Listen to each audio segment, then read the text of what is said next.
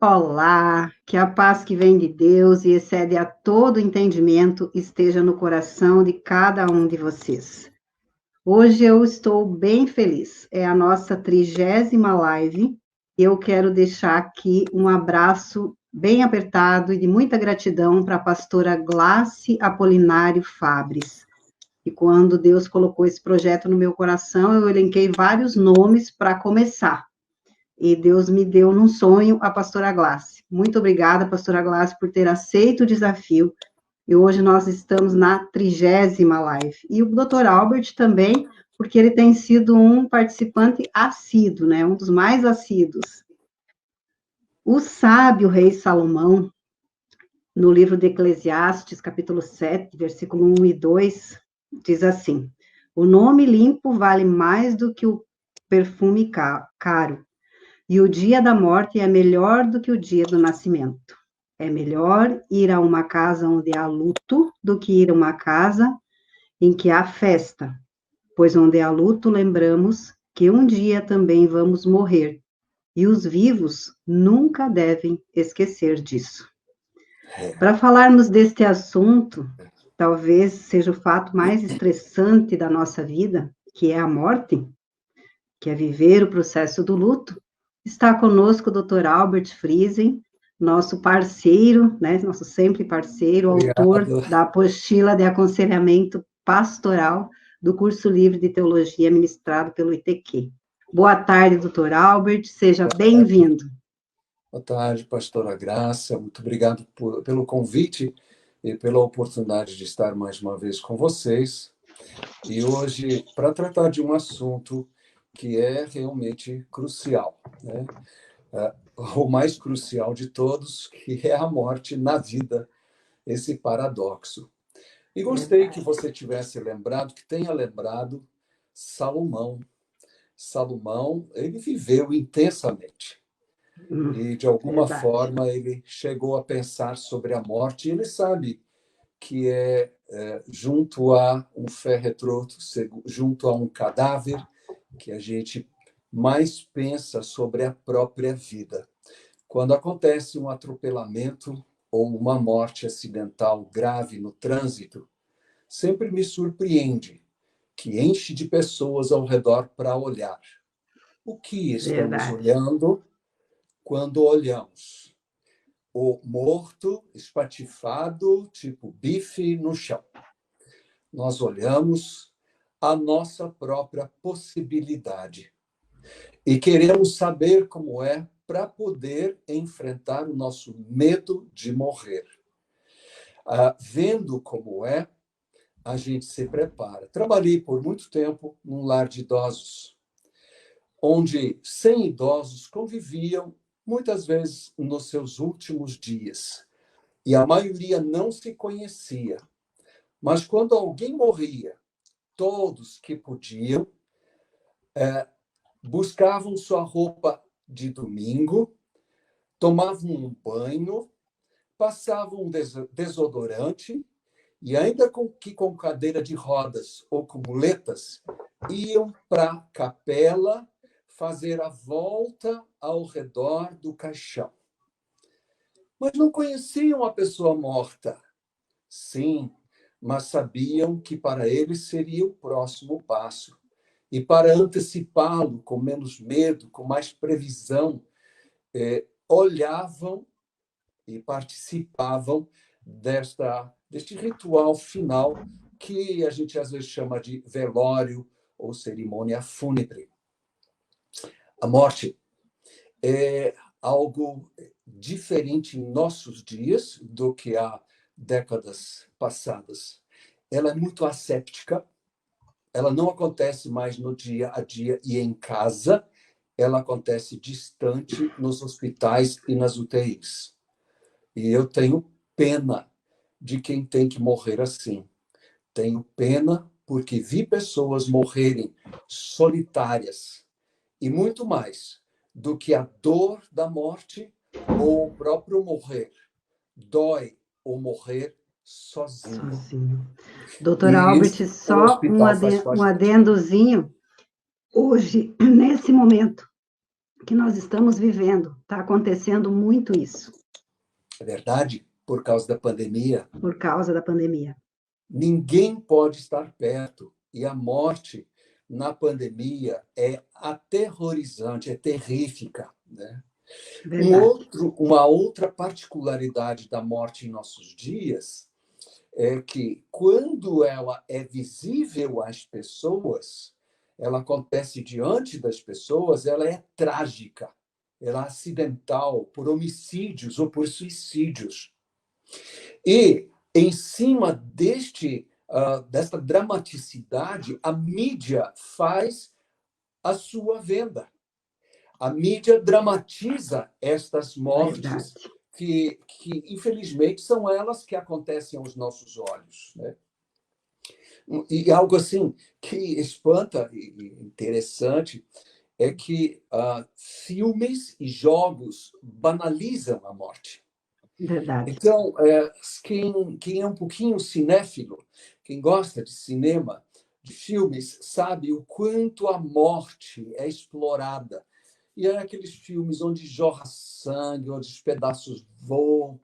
É que aquilo é tão distante da gente que a gente não consegue nem perceber que poderia ser conosco, mas de alguma forma nos fascina, né? A morte banalizada.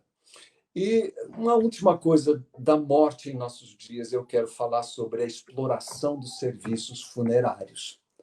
Gente, é um absurdo o que se tem de pagar para nascer e o que tem de se pagar para morrer, Morrer. né?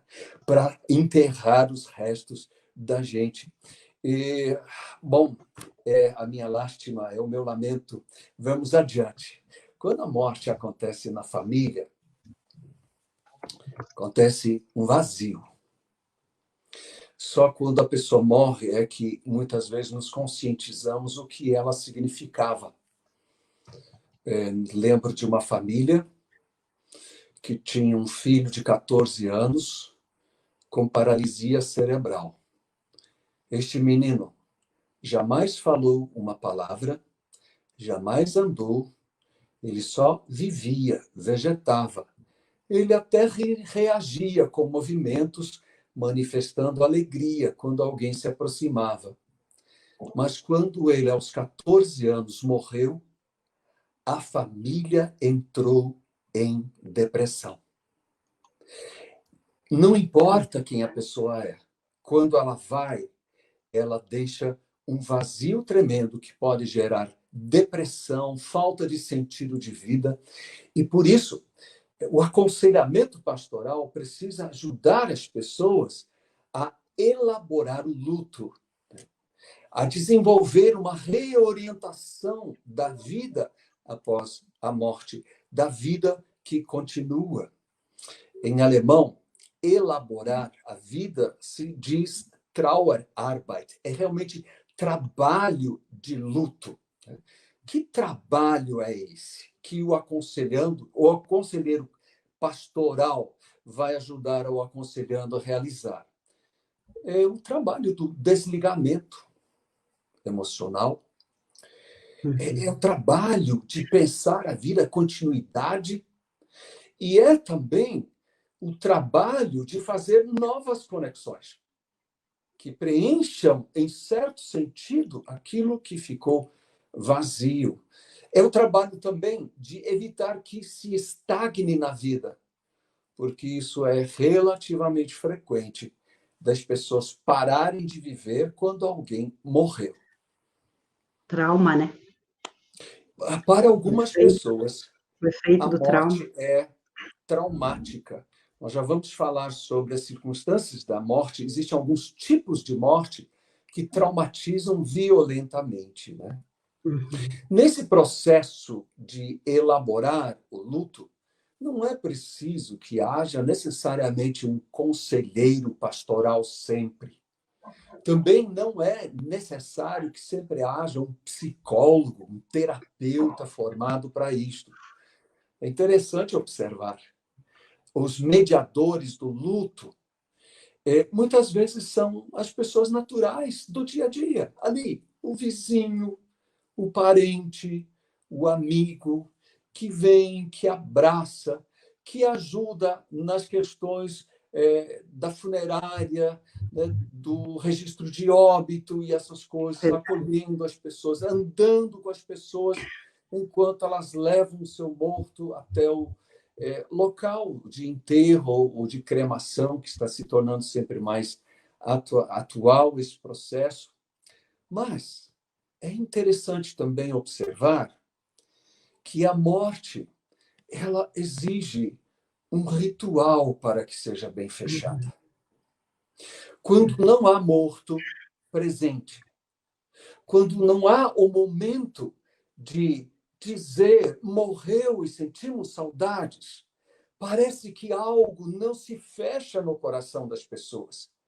E aí entram os sacerdotes, os ministros religiosos, as pessoas que representam uma conexão com o transcendente, com Deus, e que sabem fazer o discurso do ritual, de falar das emoções que se tem, que conseguem pôr em palavras os pensamentos que ocupam as pessoas. Então, essa festividade ela é muito importante. Tenho parentes no Canadá e sempre acho isso estranho. Depois que enterraram a pessoa, as pessoas se encontram para comer e para beber, né? Aqui no Brasil, não sei se já existe esse hábito, mas que todos vão para casa. A gente come e bebe antes, né? Deixa a família do morto pobre. É um hábito bem brasileiro do velório, né? Então, o sacerdote e o ministro religioso fazem parte da elaboração de luto. Eles precisam estar presentes, né? E quando esta elaboração do luto não acontece, que a gente sabe por psicossomatizações, por depressão, por irritabilidade que não para mais, por passividade, outros sinais de crise, pessoas precisam procurar médicos, conselheiros pastorais, terapeutas, às vezes psicólogos. É necessário, né? Às vezes até medicação, né? Muitas vezes a medicação. Já existe uma predisposição à depressão, à ansiedade. O evento pode ser tão traumático que a pessoa consegue estabilizar-se somente mediante alguma medicação. Mas quem decide isso sempre deve ser um profissional. Então, Graça, eu queria falar um pouquinho sobre tipos de morte ou circunstâncias de morte. Aquela morte que é abrupta, inesperada, ela gera um choque fenomenal. A gente se anestesia por inteiro, não dá para acreditar. Não pode ser verdade. E nessas circunstâncias, as pessoas com frequência entram mais tarde, quando a realidade se impõe, em negação. Não, não foi, não pode ser. Revisitam o local do acidente, vão para o porão onde a pessoa se enforcou, ou vão para o hospital, mais uma vez a pessoa já não está mais lá, querem falar com o médico de novo, e coisas assim. E aí segue todos esses passos de Elisabeth Kübler-Ross, que conselheiros pastorais todos estudam, né? Em que a pessoa passa do choque para a negação, da ira para a depressão, depois para a barganha e só então, finalmente, para a aceitação da situação, né? Uma morte traumática, ela mostra a nossa vulnerabilidade, Graça. Quando ela acontece assim de um modo absurdo, violento, a gente sabe quão fino é o fio da vida que nos sustenta. Verdade. Então a gente tem medo da morte, né? E isso entorna, dificulta o processo do luto.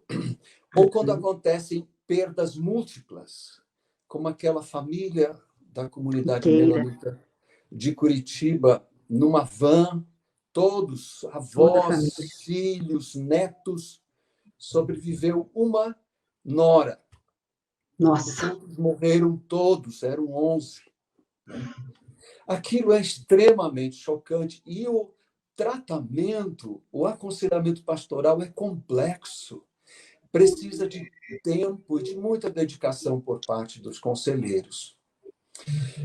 Uma morte que poderia ser evitada gera culpa, né? Quando a gente descobre que não fez tudo, essa culpa nos assedia, nos atordoa. E o conselheiro pastoral ele tem que estar atento para essas culpas, para ajudar a pessoa, então, a levar isso ao altar de Cristo, pedir perdão e, ao mesmo tempo, chegar a declarar o próprio perdão. Eu me perdoo. Eu me perdoo. Porque eu não vi tudo, não entendi de tudo. E existe mais um tipo de morte, que é a morte do corpo desaparecido, né? Que no Brasil, de muito recentemente, temos Mariana Brumadinho, e a mídia tem feito entrevistas, e eu sempre fico chocado quando eu ouço essas pessoas falarem, porque elas falam de um vazio absurdo dentro delas, de algo que não fechou e parece que nunca fecha. E é como se elas fossem mortas-vivas, não conseguissem continuar a existência. E essas pessoas precisam de muito acompanhamento pastoral, não só de oração, mas de muito ouvido e muito acolhimento, né? Verdade. Verdade. Doutor Albert, deixa eu só mandar um abraço aqui para a pastora Elizabeth Tortato, para a Claudete Maciel, para a Aline Lux, para o pastor Fábio Dias, para a Fabiane Tomasi, pastor Paulo César, pastora Alessandra Volpe, pastor Paulo Sérgio Tortato, a pastora Vilma Magalhães, a pastora Alessandra diz que é uma difícil tarefa, ela é pastora, né? Para a Ieque, senador Hélio Campos, para o Edson Noskoski, para o Agenor Coelho, para o Luciano Cambirage, para o pastor Paulo e para a pastora Maria Silva, para a Nídia Mello. Nossa, Nídia, você é lá de São Paulo, essa menina eu conheci quando era criança. Pastor Ailê, pastor Josué da La Libera, Maria Salete Pontes, Ieque Moçambinho, Adirce Silva. Pastor Ailê está mandando um abraço para o senhor, doutor Albert. Obrigado, ainda. Pastor Carlos Pedroso, a Raquel P. de Moraes, e aí de São José dos Pinhais, a Raquel, que é a realidade dela, esse assunto. Pastora Edna Correia e o Leonir Santos. Olha, quanta gente. Eu queria falar um pouquinho sobre as tarefas que precisam ser realizadas no luto. Provavelmente a tarefa mais difícil é a tarefa de aceitar a realidade da perda, né? Uma das primeiras palavras na nossa existência de muito poder são as palavras meu e minha, né? De posse e de controle, né? Quando então perdemos, nós nos sentimos profundamente aviltados, né? A gente, quando perde, eu vou repetir, a gente se dá conta da vulnerabilidade. Na verdade, quão frágil é a vida. E quando isso acontece, é interessante observar pessoas que perdem, especialmente por mortes em circunstâncias mais dramáticas, elas precisam falar do assunto. E quem já acompanhou uma pessoa assim, tem que falar de algo trágico, vai ouvir a mesma história 100, 200, 300 vezes. Mas, queridos pastores, pastoras, conselheiros, é isso. É isso. Elas precisam falar, falar, falar. Porque no falar, o coração e o cérebro se colocam em dia, reorientam os seus pensamentos. Mas e o que um conselheiro vai fazer numa hora dessas?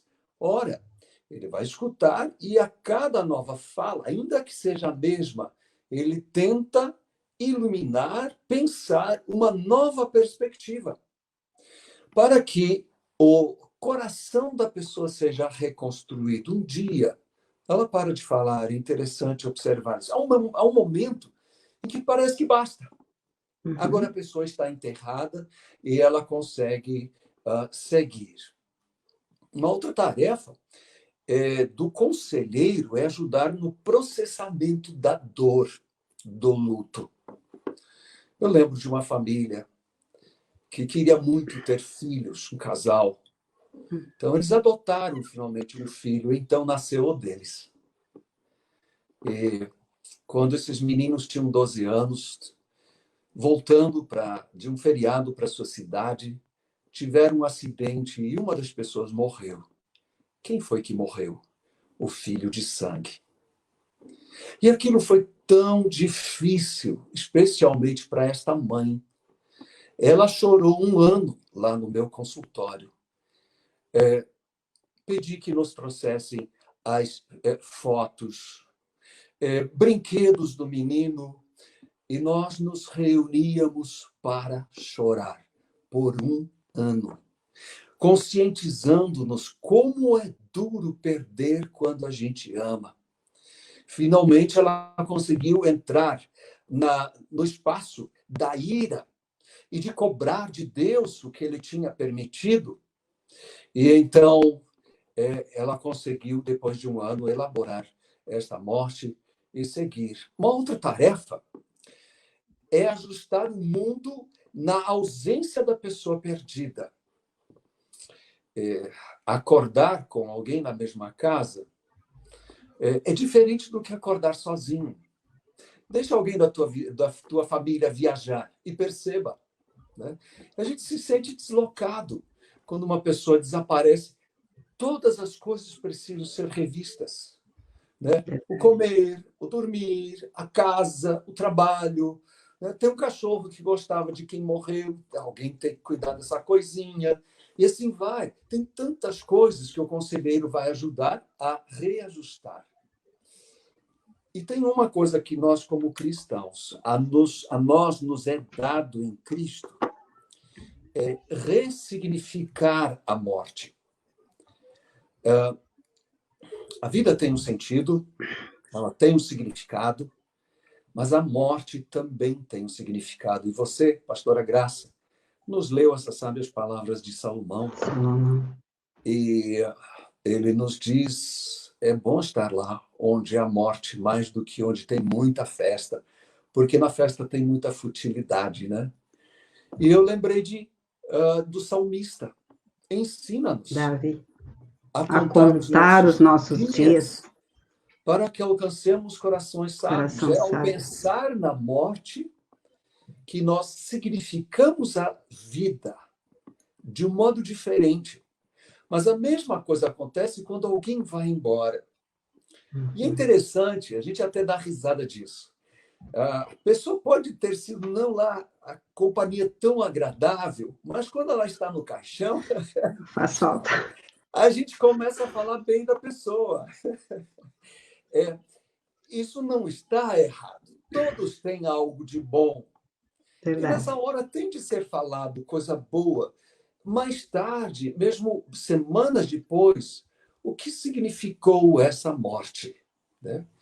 E como somos cristãos, provavelmente a maioria defende uma teodiceia cristã, no sentido de que Deus tem um propósito em todas as coisas. O pastor conselheiro será o mensageiro desta teodiceia, deste pensamento do caos, da destruição, quando a morte acontece. Deus tem um propósito em tudo. Para ajudar a pessoa a crer nisto, buscar isto de Deus e então achar forças para seguir a vida. Verdade. Eu queria enfatizar um pouquinho a importância do cerimonial fúnebre. Né? Você muito bem lembrou que a pandemia está nos roubando este cerimonial. Nós não podemos estar ali. Não podemos abraçar as pessoas. Os conselheiros pastorais terão trabalho daqui para frente, ainda que venha a vacina, seja em janeiro, seja em junho, não importa, por 2, 3, 4 anos adiante, porque não puderam se despedir. E eu já queria antecipar isto. Sejam muito proativos. Andem, caminhem, vão até o cemitério onde a pessoa está enterrada. Mesmo 1 ano depois, 2 anos depois, insistam com essas pessoas que vejam o local onde está, que depositem ali flores, que levem algo de significado, porque é o cerimonial que, de alguma forma, inicia a sutura das feridas da perda da morte. Verdade. E até para prevenir isso, né, decorrente da pandemia, eu queria insistir, quando vocês acompanham alguém que não pode, que você não pode ver, que você não pode participar do enterro, não pode ter cerimônia, ache alguma coisa que signifique algo em relação a este falecido, entregue para os coveiros os responsáveis, para que, ou dentro do caixão, provavelmente não, mas fora do caixão, seja colocado junto no local de enterro, como sinal, como eu estive presente, o algo meu está lá também. Está lá. Crianças, Verdade. especialmente as crianças, precisam desta simbolização cerimonial para poder iniciar a cura das suas emoções na perda, para superar a solidão e a angústia de estar distante de quem amavam, né? Então, são várias as tarefas dos conselheiros.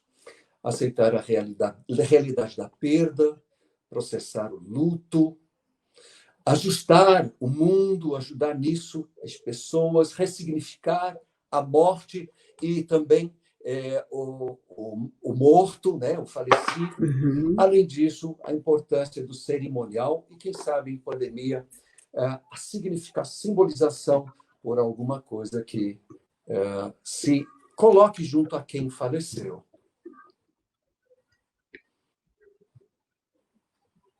Um abraço, pastor Joel, pastor Anésio Barros, que entraram aqui.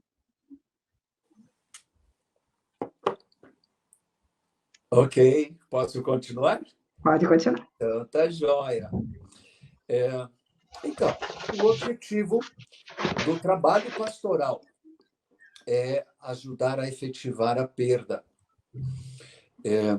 Elizabeth Kübler-Ross foi uma pesquisadora de oncologia, uma psicóloga, e ela percebeu de que todos que recebiam a notícia de uma doença letal, terminal, passavam por reações relativamente comuns. A partir do choque, iam para a negação. Quando a doença avançava e era visível que ela tomava conta, a pessoa tendia a entrar em depressão. No meio da depressão, ela podia ter atitudes raivosas de revolta, poderia atacar os cuidadores, poderia brigar com Deus, assim, sem muita lógica. Em certa altura, entre depressão e raiva, a pessoa entra em momentos em que ela tenta barganhar com Deus. Com Deus. Senhor, se você me deixar vivo, eu prometo, aquela birita que eu tanto gostava, eu nunca mais perco. Ou eu vou dizer mais vezes para minha esposa que eu a amo, ou, sabe, tentar barganhar que o destino, que Deus a poupe, né? Quando mesmo assim a doença avança a olhos vistos, então ela entra numa fase assim de entrega e, quando tem tempo, normalmente de conformidade. Então ela faz coisas que fecham a sua vida. Isso pode ser escrever cartas, conversar com pessoas, ajustar contas, pagar dívidas, seja o que for, né? Expresse. Cada um tem as suas pendengas no final, não tem? Então, ela resolve isso. E o que ela quer no final é a presença de alguém que ela ama, né? Isso é o mais importante no final. E o conselheiro pastoral, ele, com a sua presença e a palavra de Deus, ele acolhe e apoia. Mas não só isso, ele deve ajudar a identificar e vivenciar os pensamentos. Veja, nós vivemos numa sociedade em que ainda falamos pouco de nossos sentimentos. Não temos muito como dizer, tenho medo, tenho culpa, né? Já é muito, muito mais do que os meus pais e meus avós. Mas ainda existem tabus.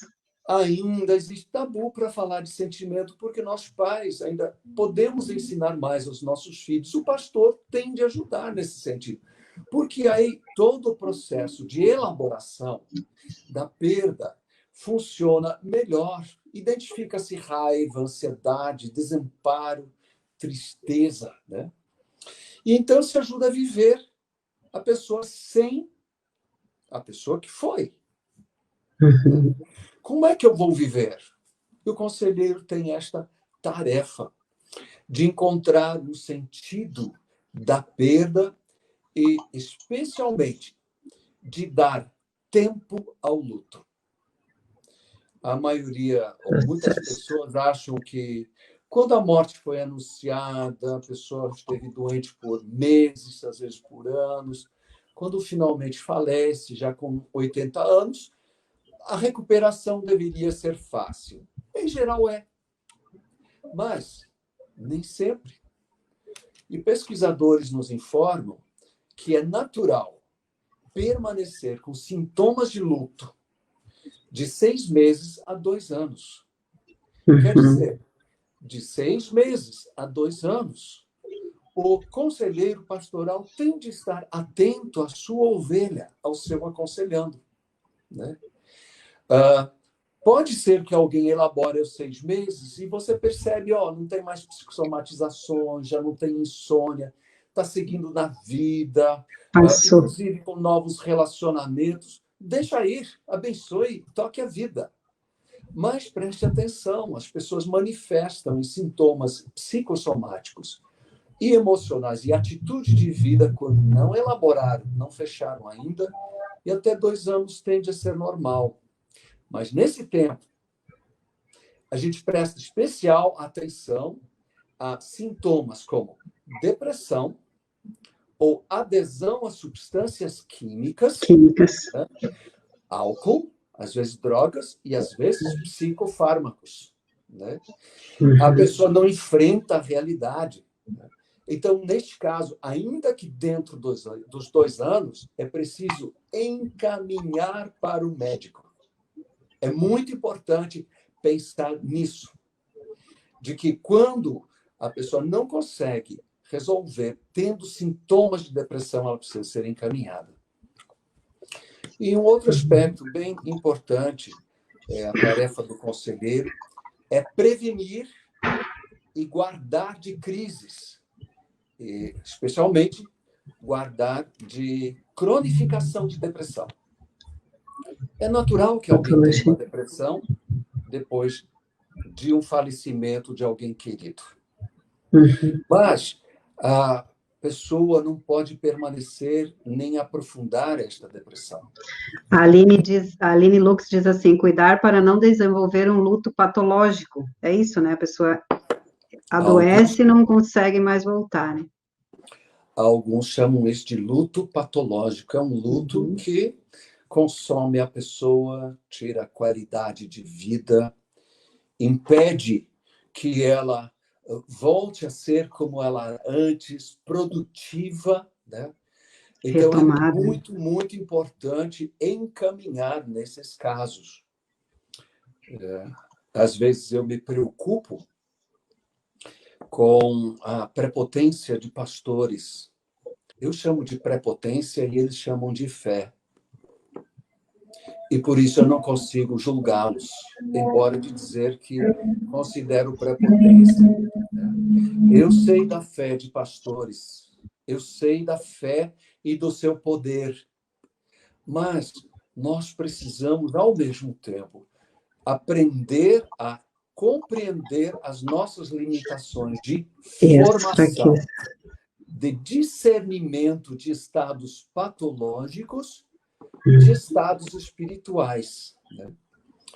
Um dos propósitos do TAP, o treinamento em aconselhamento pastoral, que está em EAD pela Refúgio, é este: auxiliar essas pessoas que dão suas vidas por suas ovelhas, seja em luto, seja em problemas matrimoniais, seja em qualquer problema da vida, muitas vezes sem preparo para isto, né? Então, eu acredito muito nessas pessoas que estão onde as pessoas estão e no treinamento delas. Não é preciso ser psicólogo para ajudar alguém, mas é preciso reconhecer o limite quando não sou psicólogo e preciso encaminhar para o psicólogo. Então, este reconhecimento, ele é fundamental, ele precisa ser desenvolvido por conselheiros pastorais de morte e de luto, ou que ajudam em crises. E para isso é interessante que qualquer conselheiro ele consiga, ele conheça em sua cidade psiquiatras, médicos e psicólogos, conheça quem são, tenha confiança e possa trabalhar junto com eles. Eu sou psicólogo e eu valorizo muito quando um pastor acompanha sua ovelha até o meu consultório. E sempre que possível, eu peço que o pastor entre com o cliente para atendê-lo. Esse pastor, ele já conhece a história. Ele ajuda na identificação das coisas, dos sintomas. E ele também faz a conexão depois, quando esse cliente estiver lá em casa ou na igreja. Eu não posso estar lá, mas o pastor ele vai estar lá. E muitos profissionais que eu conheço estimam e valorizam o trabalho de conselheiros pastorais neste sentido, como fundamentais para a efetividade dos tratamentos. Eu desafio aos conselheiros que estão participando de nossa live a pensar nisto e a promover isto com conselheiros que não estão participando, conselheiros de suas igrejas. Preparem-se para conhecer os seus limites, suas possibilidades, claro, mas seus limites, e conheçam pessoas com quem trabalhar junto, tanto que, quando precisarem, possam ajudar melhor. Isso aí. Tem mais a Soraya Napoleão, que entrou. Eu não estou lendo muito, porque eu estou colocando na tela a participação de quem está na página da secretaria. Aí tem alguns acompanhando pela minha página do Face, mas ali eu não consigo transpor para a tela. Sim. Você pode me mandar o link para que eu abra no Facebook? Ou como é que funciona? Eu mandei para a doutora Bartira. Aí o senhor não pode abrir no Facebook, o senhor tem que ficar no transmissor. Tem que ter um outro aparelho. Eu tenho outro um computador aparelho aqui do meu lado. Então eu mando no outro aparelho. Isso, você manda, e daí eu abro aqui, eu leio as questões e a gente fala um pouquinho com as pessoas. O que você acha, Graça? Certo. O senhor já vai respondendo na hora ali. Joia. Então, estou esperando aqui. Eu enviei no seu Face, no seu WhatsApp. Muito bem, meu Face. No seu WhatsApp. Vamos ver como é o Face, então. No meu WhatsApp. Isso. Bom, eu acho que a internet está sobrecarregada por enquanto. Não entrou, está aberto aqui quando precisar. Ó, a Aline Lux diz assim: o luto também é vivenciado em outras situações, como divórcio, como, por exemplo, né, os rompimentos, né, quando se rompe algo na vida de alguém. Né? Aline, ela está fazendo essa pergunta. Muito importante. Você pode falar sobre isso? Muito importante o teu comentário. Eu me concentrei sobre morte e luto, morte e morrer, mas o luto ele acontece para uma criança que tem um coelho que morre atropelado, ou um empresário que vê a sua empresa falir, ele entra em luto, né? Alguém que tem um sonho de escalar o Aconcagua e, de repente, machuca o pé de um jeito que sabe que Sim. jamais vai poder subir, entra em luto. É verdade. E o mesmo processo de elaboração de luto, os mesmos princípios que eu citei, eles são aplicáveis no aconselhamento pastoral dessas situações. Que bom que você nos lembrou, Aline.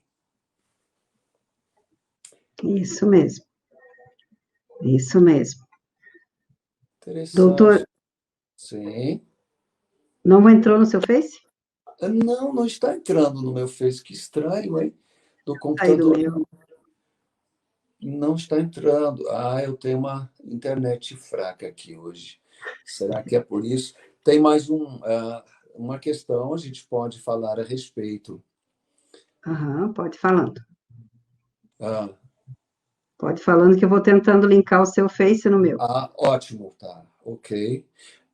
Neste exato momento, me deu um branco, não sei do que falar. Isso acontece em lives também, né? O senhor estava falando dos outros tipos de coisas que causam o luto, que não só a morte Sim, de morrer, né? sim, sim. Porque a perda tem a ver justamente com conexão e desconexão, né? Tudo que nos é importante nos valida e nos valoriza. Veja, quem sou eu? Eu sou o que o outro diz que eu sou e que eu aprendo que eu sou diante dele, né? Uhum. O eu e o tu.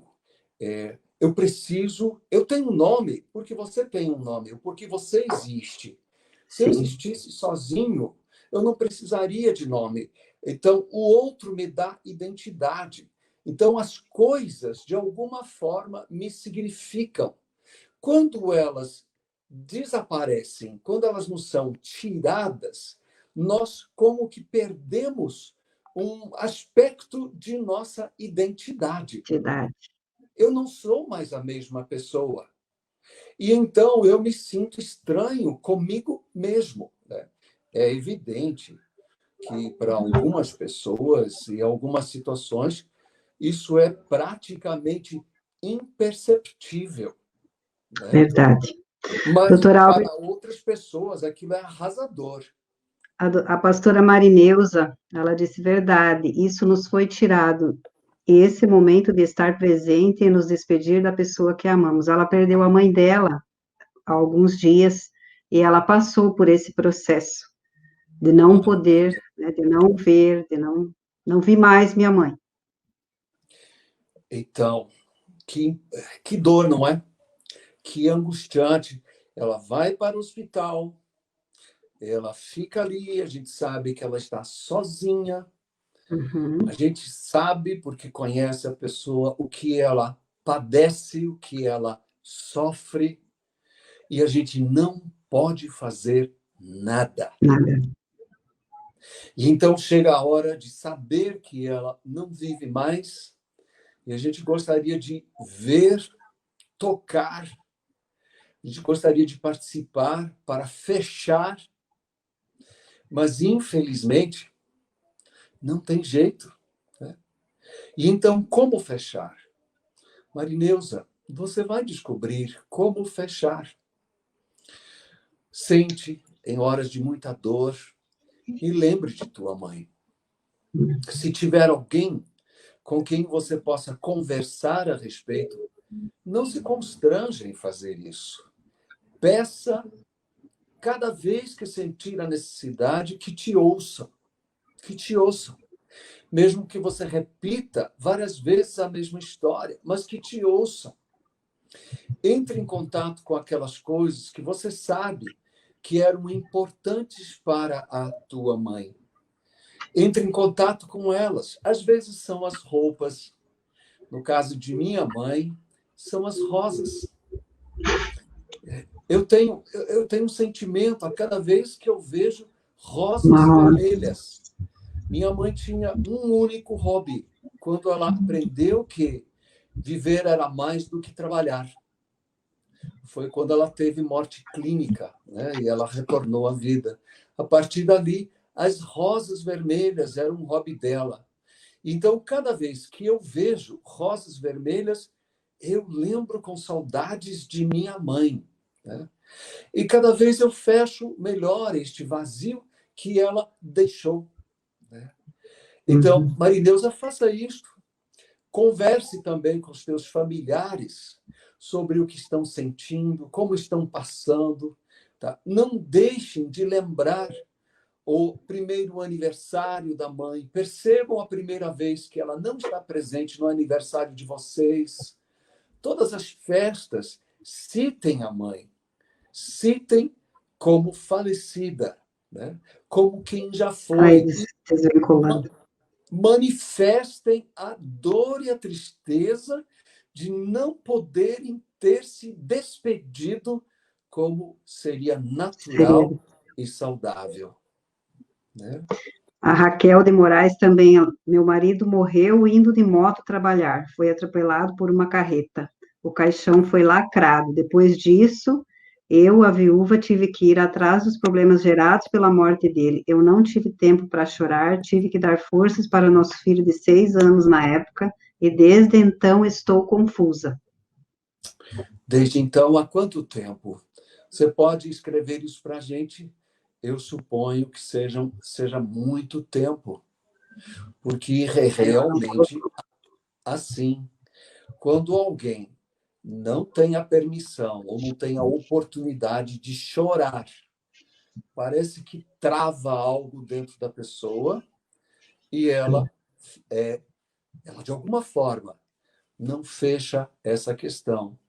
Como é o nome dessa pessoa, Graça? Raquel de Moraes, ela é daí de São José dos Pinhais. Oi, Raquel. Raquel, eu vou te passar depois o contato do Dr. Albert, se você quiser fazer uma consulta com ele, alguma coisa assim. A pastora Marineusa diz que bom poder ouvir o senhor, Dr. Albert, um consolo para o meu coração. Muito obrigada. Bom, fico feliz. Há Então, Raquel, um ano e meio faz que a Raquel perdeu o aí, ó. marido. E desde É então está recente, confusa. Em é primeiro lugar, recente, né? Raquel, ainda está dentro do tempo dos 2 anos, né? Mas, se você não teve o tempo de chorar, então é preciso fazer algo a respeito. Que tal procurar uma conselheira pastoral e levar para elas fotos? Que tal procurar e conversar com ela sobre a tua confusão? Falar o que ainda é difícil, falar também como o teu filho está elaborando a perda, a morte do pai. Quem sabe procurar alguém que te ajude a te organizar um pouquinho melhor nas coisas práticas do dia a dia que teu marido fazia, né? Mas não deixe isto sem poder expressar os teus sentimentos, né? Espero, imagino que até esteja fazendo isso, que você volte regularmente ao cemitério onde teu marido está, ainda que num caixão lacrado, né? Esteja lá e chore, chore, né? Há Isso muitos é assim. anos eu atendi uma senhora que perdeu o seu querido de um jeito horrível também, e ela não conseguia elaborar esta perda. Ela lutava com ideias de suicídio muito seriamente, era gravemente deprimida, e quando comecei a atendê-la, eu descobri que a família dela não lhe permitia chorar o Por morto, causa. porque ela sempre foi muito forte e achavam que ela tinha que continuar sendo forte. Então, eu insisti com ela que ela fizesse alguns rituais. Por exemplo, ele morreu num dia 4 de um mês. Nesse dia, ela não iria ao trabalho e ela colocaria na porta do seu quarto um uma cartolina preta com letras em branco dizendo em luto.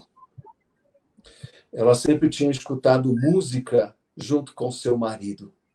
E naquele dia ela escutaria música e choraria. Ela tinha muitas cartas que escreveram um ao outro enquanto namoravam. Naquele dia, dia 4, no seu quarto, chorando, ela leria aquelas cartas e choraria.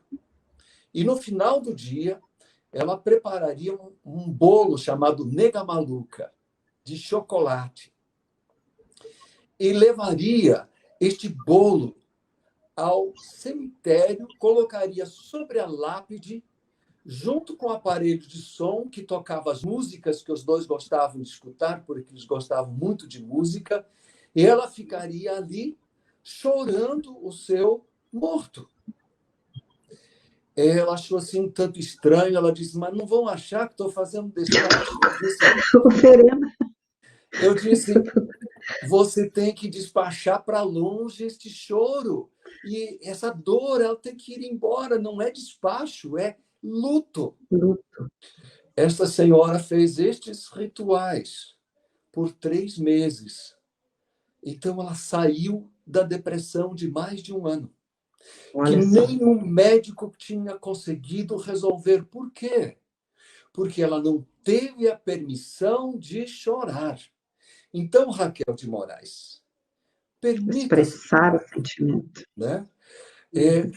Deixe-se ser fraco, se é o teu caso, pode ser outras coisas. Esse conselho aí é muito barato, porque a gente não conhece a história, mas talvez seja isso, já que você está confusa, não é? A pastora Alessandra faz uma pergunta para o senhor. Quando o familiar se recusa a ver, participar do ofício fúnebre, como o conselheiro deve agir, insistir ou respeitar? Pois sabemos que posteriormente ficará essa lacuna para fechar essa conexão, né? Então, como eles devem agir? É verdade. Então, é bem difícil isso, porque há realmente pessoas que entram em choque e a negação é tão extensiva que se opõe a entrar no espaço do velório, de ver o caixão, até ver o morto, e as consequências são bem como essa pessoa diz, né?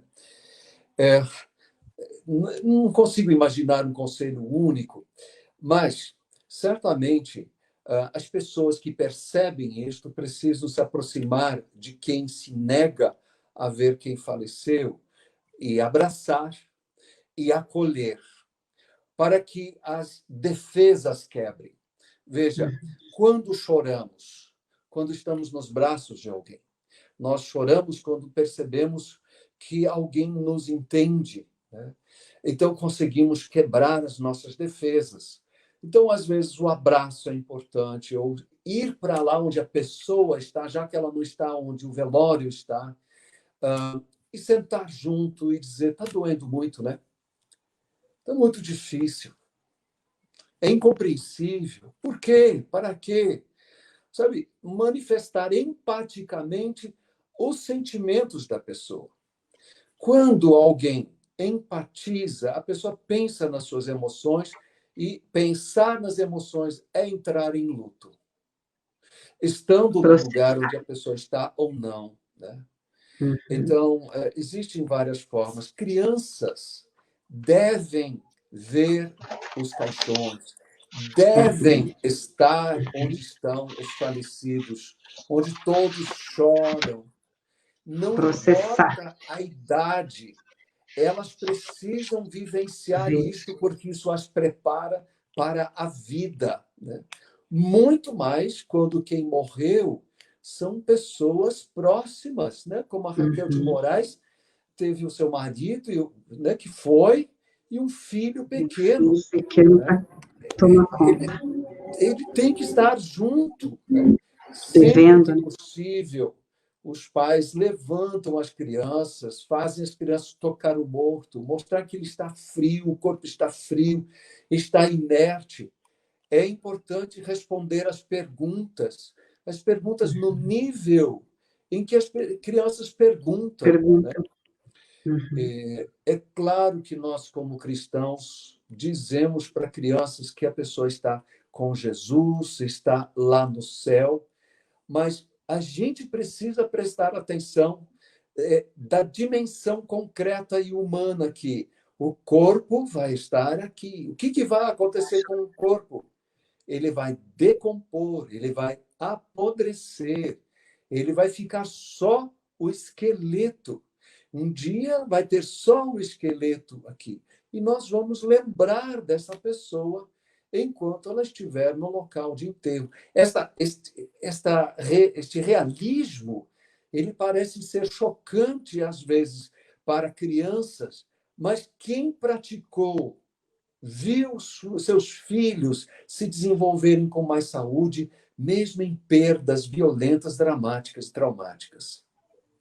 Pastor Anésio Barro diz assim: devido à pandemia, um membro da igreja recém-vindo do Rio Grande do Sul perdeu sua mãe nesta quinta-feira, e a mesma foi enterrada dentro de 2 horas devido aos procedimentos de pandemia na sua cidade, não podendo ir até o velório. Ele estava inconsolável no culto de quinta. Creio que neste momento chorar junto é o melhor conselho a ser dado. É o que o senhor falou, né? Abraça e chora, acompanha. Exatamente, exatamente. Um livro de Marcos Maldonado, que conta a história de uma aldeia que foi soterrada por uma avalanche de pedras e neve em Equador. E uma senhora que morava nessa aldeia, naquela noite, tinha visitado a sua mãe na cidadezinha longe.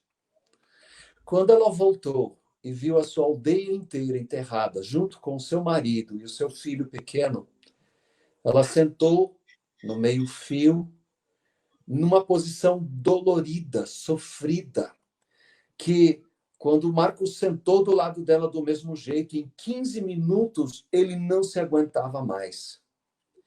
Então, Marcos escreve no livro dizendo que ele tinha dito para ela assim: duele muito, não? Dói muito, não é?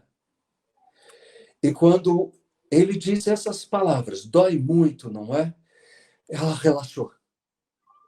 E ela começou a chorar. Alguém compartilha comigo disso. Alguém fez ela perceber a dor que ela estava passando. Então, iniciou o luto. Então, esse pastor que está nos escrevendo na nossa live tem toda a razão. Não tem palavras. Não há palavras que consolem. É a presença, né, doutor Albert? A presença do pastor nesse momento é muito importante. A presença. Tem um amigo que era diretor de um hospital psiquiátrico. Atendemos ali um jovem de 20 anos. Ele era dependente de drogas. Quando demos alta para ele, no dia seguinte, ele morreu num acidente de moto. E nós nos sentimos muito mal. Talvez devêssemos ter mantido ele mais tempo no hospital. Ficamos muito mal e sabíamos que os pais estariam muito mal também. Então, o diretor do hospital saiu de sua casa, pegou o seu material de chimarrão, lá é de Tererê, foi alguns quilômetros até a casa daquela família e ele disse: não se preocupem comigo, eu quero estar com vocês esta noite. Ele sentou na varanda, tomou tererê quase a noite inteira, não dormiu. No outra manhã, quando levaram um féretro para o enterro, ele foi junto. Foi a melhor coisa que ele fez. Ele deu algum conselho? Eu não. Ele só deu presença, Graça, como você disse. Presença, verdade. Doutor Albert, nós estamos a 1 minuto de encerrar. O senhor tem uma consideração, um conselho?